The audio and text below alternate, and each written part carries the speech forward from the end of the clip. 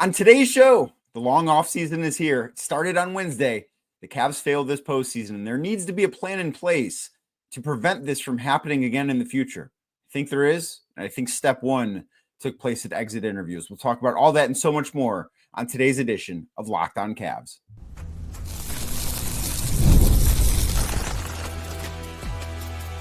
You are Locked On Cavs, your daily Cleveland Cavaliers podcast. Part of the Locked On Podcast Network, your team every day. What's up, everybody? My name is Danny Cunningham. You might know me from my time covering the Cleveland Cavaliers, places like my Substack, The Inside Shot, Cleveland Magazine, 92.3 The Fan, and a number of other stops along the way. I want to say thank you to you for making Locked On Cavs your first listen today and every day. You can find the show anywhere you get your podcasts, Apple, Spotify, anywhere else. Drop us a 5-star rating. Leave us a nice review. Be a friend. Tell a friend about Locked On Cavs. Make sure you're subscribed. Make sure a friend is subscribed as well. And if you're watching the show on YouTube, do me a favor. Hit that thumbs up button for me. Click subscribe and hit that notification bell so you don't miss the latest Locked On Cavs content. A proud part of the Locked On Podcast Network, your team every day. The season ended on Tuesday night when the Cleveland Cavaliers lost Game 5 of the Eastern Conference to the Eastern Conference semifinal, to the Indiana Pacers. And on Wednesday morning, the Cavs held exit interviews, and we heard from several members of the Cleveland Cavaliers. Donovan Mitchell spoke, Darius Garland spoke, Evan Mobley spoke, Jarrett Allen spoke, Max Strus spoke, Tristan Thompson spoke, Dean Wade spoke, Isaac Okoro spoke. We heard from a lot of guys, a lot of key players. And I think that this was a failure. I have gathered the Cavs think this was a failure. And if they did not think that, there would be some serious problems, because there's no other way, in my opinion, to look at this other than an absolute shortcoming for the Cavs. You win 64 games and you lose in 5 games in the second round. That does not happen. That should never happen. This is a catastrophic failure, and there's not a nice way to say it. There's not a positive spin to put on this. There isn't. The Cavs came up far shorter than anyone expected. They came up far shorter than what their goals were. This is a failure. And what the rest of this needs to be about is, one, looking at how this happened. How did we get here? How did the Cavs fail? And then two, how does this not happen again? Because I think both of those things are very important. But as long as you figure out the second thing I mentioned, the first thing might not matter as much. Because if this happens again, it's going to mean very bad things for the Cleveland Cavaliers. They have another crack at this next spring. They do.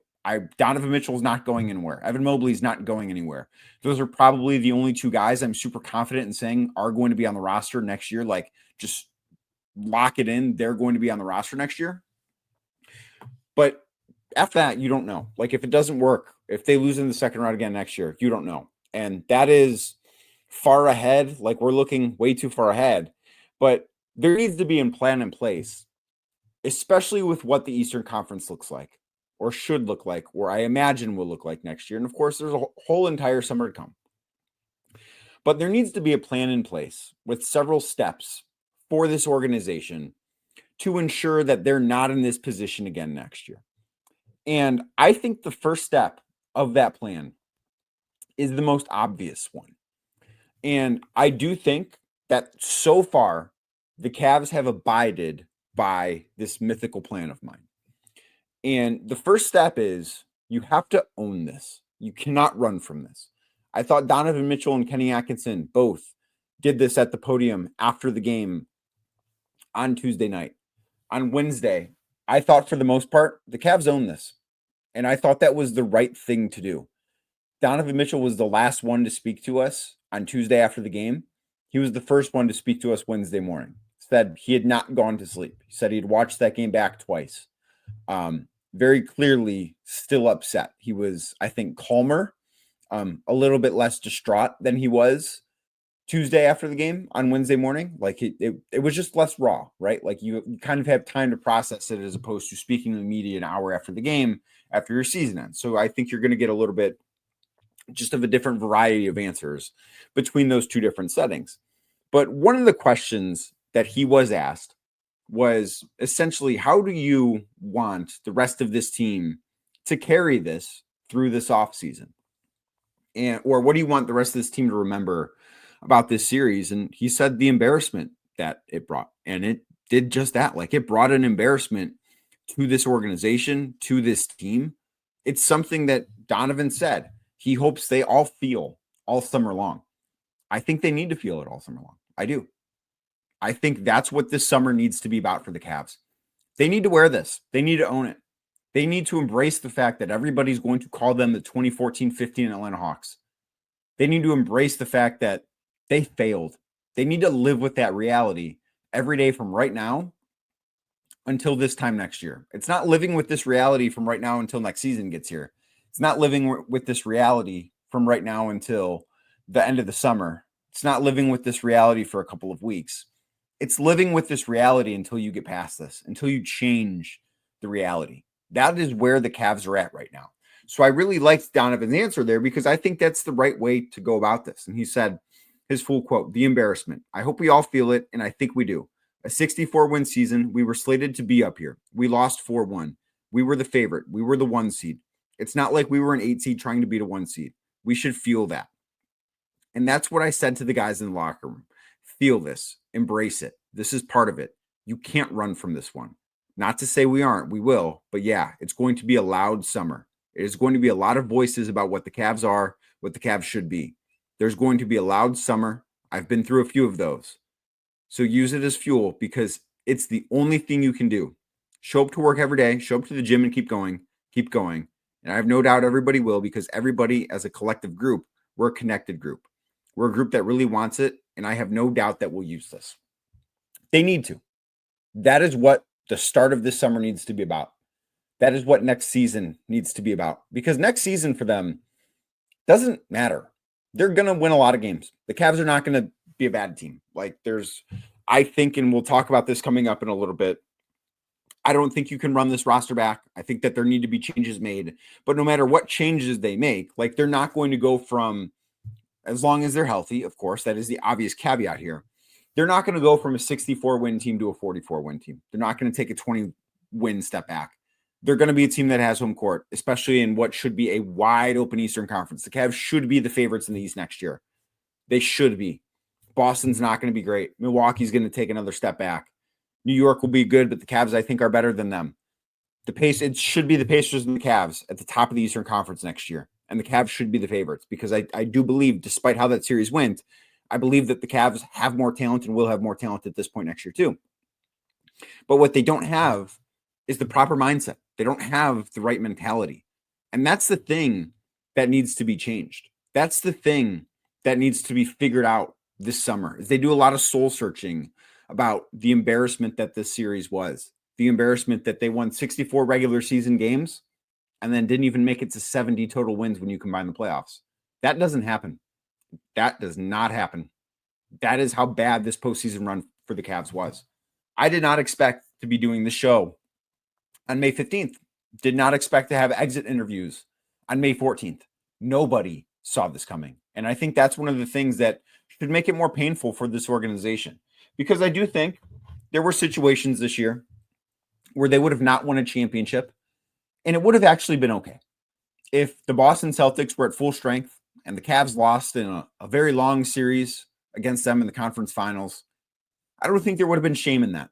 Just like I don't think there would have been shame last year in the way the Cavs lost to the Celtics, even if they were healthy last year. I don't think there would have been shame in that sort of loss. Because that is a team that at the very least is at the same level as you. If the Cavs would have won the Eastern Conference and lost in the finals to Oklahoma City, there would have been no shame there. That would have been, I would be sitting here talking about how, wow, it's a missed opportunity, but it's a successful season because the Cavs got to the finals and the Cavs did all these things and they took so many steps forward and they are here to stay and they have a championship window. And I do still think they have a window, but those things didn't happen. They came up short. There's not a world in which this can be spun positively. And maybe that's a good thing. Maybe the Cavs need to go through an offseason where you can't spin things positively. Last year, you could have said, this group won a postseason series for the first time. This group was competitive against Boston despite being down several key players. You could have said that and spun it positively, and you would not have been entirely wrong. But there's not a way to spin this positively. There's not a way to look at this in a good light. That doesn't exist. And I do think that if the Cavs are going to respond the right way from this, and we will have to wait and see, because they've lost the benefit of the doubt. They do not have that anymore. They will not have the benefit of the doubt probably until this team is in an NBA Finals. That vanished because of this series. That is something they have to live with. That's a hard truth that they have to live with. They're not going to be a team that anybody considers a contender next year, despite the fact that, when I bet after the finals are over, and I will do a show on this in June, I'm sure. I'll open up the old FanDuel app or head to FanDuel.com. I'll take a look at the odds in the Eastern Conference, and I bet the Cavs are one of the 2 top teams to win the conference next year. I bet the Cavs are one of the 5 favorites to win the NBA championship next year. Nobody's going to pick them. Nobody should pick them because they haven't proven it. Because they have to go through this long, hard, difficult summer where nobody believes in them. And they shouldn't be believed in because they've lost that benefit. They've lost that. They have earned that benefit of the doubt disappearing. They've done this to themselves by this embarrassment. And the only way to get this back is to go farther than this next year, to find success next year. And I think the only way that the Cavs are going to find that success that they are so hungry for next postseason is they have to look at this failure and they have to use this failure. They have to wear this. They have to own it. They have to be about this failure. They can either let this failure define who they are as a team, as a coaching staff, as an organization, or they can let this failure fuel them. They can let this failure be the thing that turns them into a true championship contending team. Maybe they'll be like Oklahoma City and OKC right now as I record this, leading their series against Denver 3-2. But last year, the Thunder had the number 1 seed in the Western Conference. Didn't win 64 games, but they had the top seed in the Western Conference. They had a great year. They lost in the second round in possibly embarrassing fashion. I don't think that they were as heavy favorites as the Cavs were in this series, but they lost in the second round. And they turned around and they had a great season, and they've earned that benefit of the doubt back. The Cavs can do this. It's not impossible. It's not even improbable. But to do it, they have to attack things the right way. And I think that starts with this team recognizing their shortcomings and owning their failures all summer long. A lot's going to change, I think, between right now and the next time the Cavs play basketball, not just in Cleveland, but in the NBA. And I don't think the Cavs can run things back as is. We'll talk about what that exactly looks like early on in the offseason right here on Locked on Cavs. Today's show is brought to you by Car Guru. Shopping for a car should be exciting, not exhausting. You don't want to be tired. You want to be happy, right? Big difference between those two words that both start with an E, but between the confusing prices and hidden fees, it can be overwhelming. That's a word that starts with an O. That's why Car Gurus is the place you should be going. They'll help you cut through the noise and show you the best deals with full confidence. They've got over 4 million listings, and Car Gurus has more new and used cars than any other major online marketplace in the United States. They verify dealers, provide a real price analysis, and give you the tools and data you need to make the right choice without second guessing yourself. Do you need a deal that you can trust? Car Gurus makes it easy to compare vehicles side by side with unbiased deal ratings. Plus, they've got the price drop alerts, so you know exactly when the perfect car is available for your budget. The in-depth vehicle details give you the peace of mind before stepping into any lot as well. So make sure that you buy or sell your next car with Car Gurus at cargurus.com. Again, that is cargurus.com to make sure your big deal is the best deal. CARGURUS.com, cargurus.com. Thank you again for making Locked on Cavs your first listen today and every day. Like I said earlier, you can find the show anywhere you get your podcasts, Apple, Spotify, anywhere else. Drop us a 5-star rating. Leave us a nice review. Be a friend. Tell a friend about Locked on Cavs. The Cavs are going to have to change. They are. I do not think that this same exact group should come back next year. Does that mean the core 4 should be broken up? Maybe. Does that mean that the role players need to change? Maybe.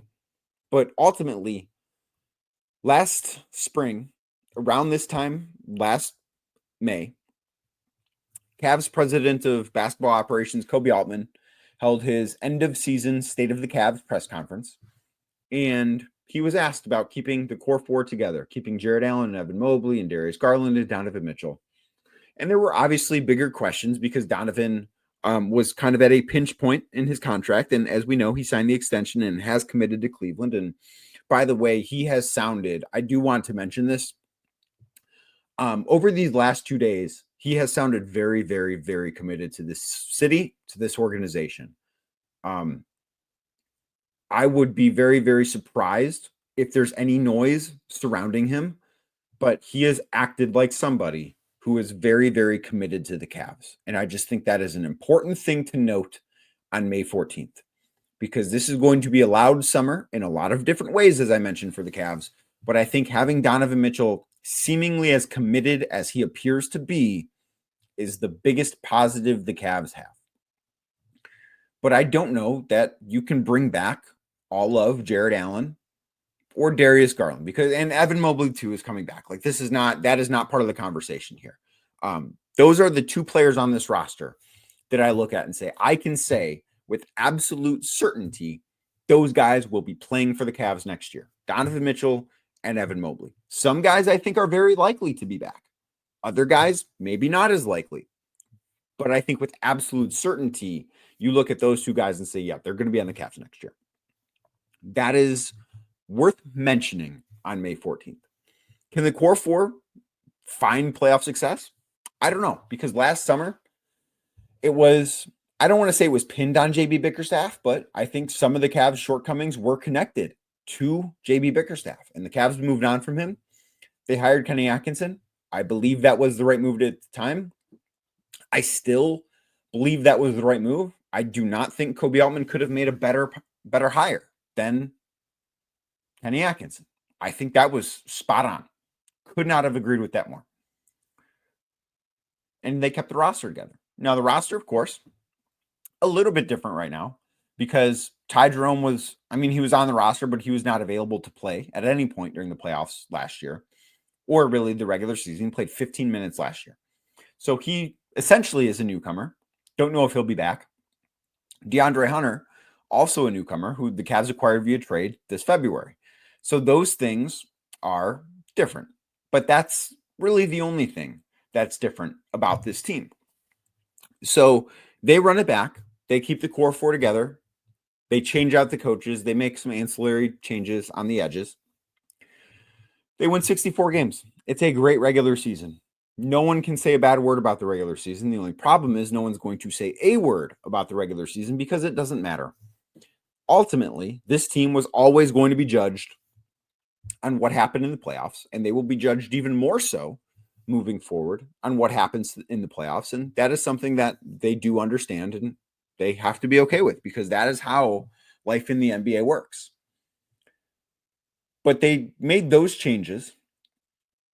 They won 64 games, and I'm having this end of season discussion on this podcast fewer than 365 days later than what happened last year.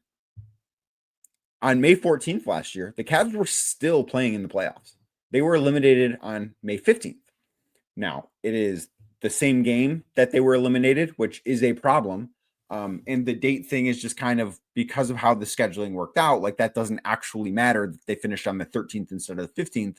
What matters is that they lost in 5 games in the conference semifinals again with this group, with the same problems.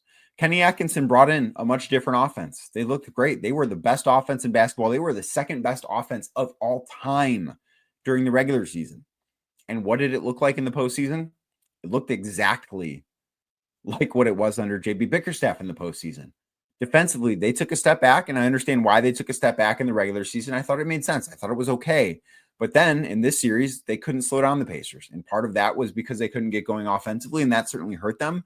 I think this was a series where the Cavs allowed their offensive failures to bleed over into the defense. That's a problem. I don't know that the physicality was where it needed to be. Does that sound familiar? We've had that conversation in each of the last 2 years after the playoffs finished. Mentally, I don't know that they were tough enough. I think that they said a lot of things on Wednesday telling you they need to be mentally stronger. Max Strus came out and said they need to be physically and mentally tougher next year. All of these things sound exactly like what the conversation was after they lost game 5 to the Boston Celtics last year. The only difference is last year, they could look themselves in the mirror and say, well, 1, we weren't the better team because they were not the better team last year. And 2, we were injured because they were. Those things do not apply this year, but the same problems still do. And you've changed the coaching staff out. I think at a certain point, you need to look at the roster. Maybe Darius Garland is traded this summer. Maybe the Cavs entertain that type of deal. Maybe Jarrett Allen gets traded this summer. Maybe the Cavs should entertain that type of deal. Maybe they need to get better at some role player spots. Maybe Isaac Okoro is dealt. Maybe Dean Wade is gone. Ty Jerome might not be back. This team, I don't think can look the exact same. I don't know that there need to be massive changes, but I think there need to be at least some changes. Because now we have seen this core for 3 straight years win a total of 10, 11 postseason games? They won 5 last year. They won 5 this year. They won 1 against the Knicks. They've won 11 postseason games in 3 years. That's not good enough for an organization that won 99 games in the 2 years before this one and then won 64 this year. So that's 163 regular season wins. How's that for fast math? I hope I got that right. 163 regular season wins in 3 years and 11 postseason victories. They've made the changes before, but they might have to make different changes now. Because I think right now, one of the things we learned is how good Donovan Mitchell is. We learned this regular season how good Evan Mobley is, and that needs to transfer into the postseason in a better way next spring. But there might need to be changes to this roster because as is, this is kind of what you get. And what you got right now isn't good enough. It's not. It needs to be better. And I think everybody involved knows that it needs to be better. I would expect at some point this week or maybe early next week, I don't know. I don't have a date as of right now, that Koby Altman will speak with the media. I don't know when, but he's going to be asked these questions. And he's going to have to answer. And listen, I will be the first to admit when he said he wanted to keep the core 4 together last spring, I thought he was lying. And he didn't lie, told the truth. So I will probably take him at his word this year because he told the truth. But what he says, I think, are going to be some very, very interesting answers when that happens. Because he will be asked those questions, and he should be asked those questions. Absolutely. Because the Cavs, they're in a championship window. And I want to talk about that. It's an important thing to bring up because in today's climate, those windows, they can be fleeting. We're going to discuss them next right here on Locked On Cavs. Today's show is brought to you by Wayfair. It is springtime, and you know what that means. It means it's the perfect time to work on that home project that you want to tackle, whether you're refreshing a room or tackling a full renovation. Wayfair, the best kept secret for all things home improvement, from small updates like stylish cabinet hardware to major upgrades like new vanities, sinks, outdoor lighting, whatever it is you want to do. Wayfair has quality products for every budget to help you get the job done. Maybe you want to upgrade that kitchen. You've been staring at it all winter. You've been cooking inside. You're like, man, I'm real sick of this kitchen. I deserve better. Wayfair can help you be better. Plus, they've got free and fast shipping that make it so easy. There's no hauling heavy items from the store, and they've got top brands like GE and Moen at great prices. Shopping is seamless. You'll find exactly what you need to fit your space, your style, and your budget. So Wayfair makes home improvement easy. Get started now at wayfair.com. That is WAYFAIR.com. Wayfair, every style, every home. Thank you again for making Locked On Cavs your first listen today and every day. Like I said earlier, if you're watching the show on YouTube, do me a favor. Hit that thumbs up button for me. Click subscribe. Hit that notification bell so you don't miss the latest Locked On Cavs content. The Cavs are in a championship window. Donovan Mitchell mentioned this at one of his exit interviews. I don't remember if he said this Wednesday morning or Thursday night. Everything's kind of running together for me too. And he's right about that. You don't win 64 games and not be in a championship window. Like this playoff failure, to me, doesn't erase the fact that this team was talented enough to win the title this year. They grossly underachieved, but they were talented enough to do that. These championship windows don't last forever. And you do, I think, have to get a little bit lucky to win a title in the NBA. I think every team that has won a title at some point has had the ball bounced their way. But you can't take this window for granted if you're the Cavs, because it's not going to last forever. And the Cavs are not going to be able to keep this team around together. As of right now, they project to be in the second apron. I would anticipate them being in the second apron, and that is one of the other questions for Koby Altman whenever he does talk. But these things can disappear very quickly. And I think there's a lot of pressure this summer on Koby Altman to get this right. I think there's a lot of pressure to get this right. Because when you are as expensive as the Cavs are, you need to be a championship team. You have to be. You have to be a team that's capable of winning the title. And I do think, despite this, the Cavs are talented enough to do that, as is. Will they? I don't know. Are they tough enough? I don't know, but they're talented enough. They need to find that toughness. They need to find that strength, but they've got the talent to do it.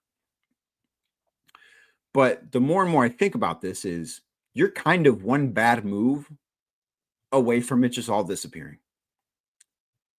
And that's why this summer is so important, because look at some other teams that resembled the Cavs. The Milwaukee Bucks had a lot of regular season success for a handful of years. They won a title, and that'll never go away. But after they won that title, they made a few moves that, didn't work out great.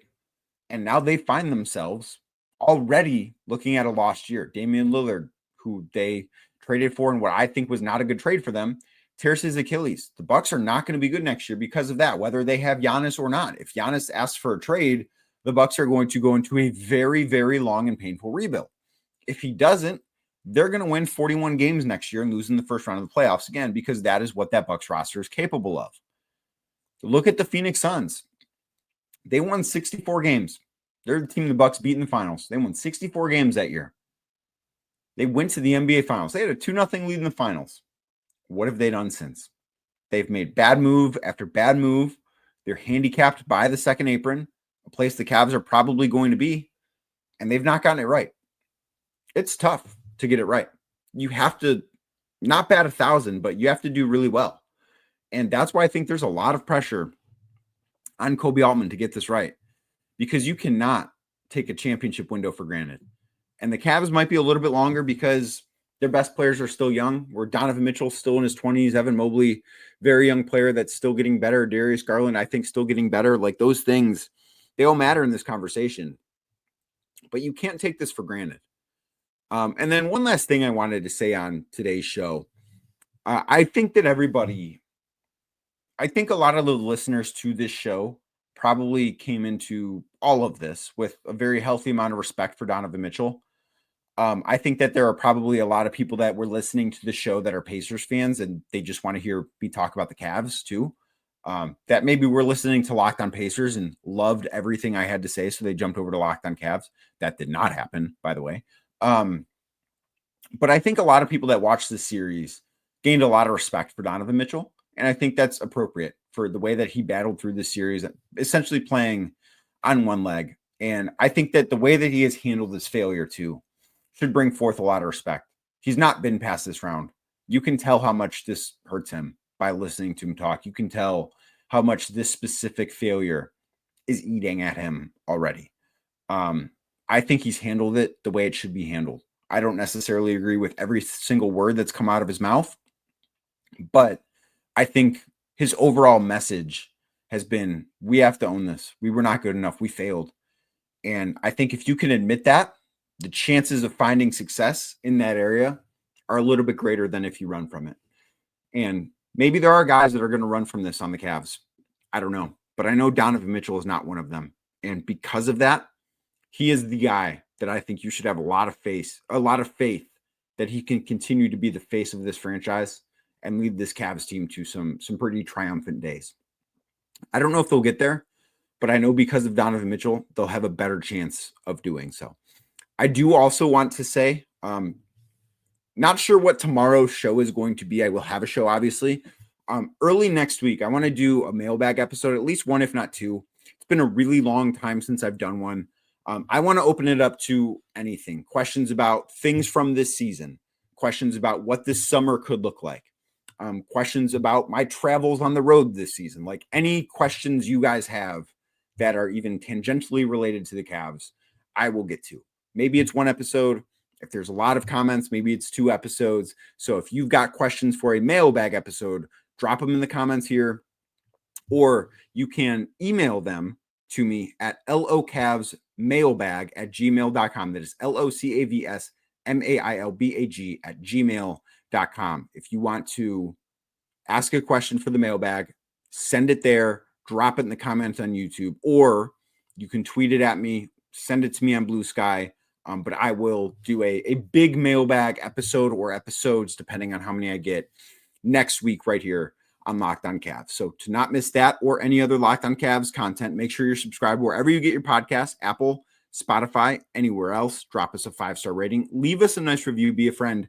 Tell a friend about Locked On Cavs. Make sure you're subscribed. Make sure a friend is subscribed as well. And if you're watching the show on YouTube, as we get out of here, do me a favor. Hit that thumbs up. Click subscribe. Hit that notification bell. And I'll be back tomorrow talking more about the Cleveland Cavaliers.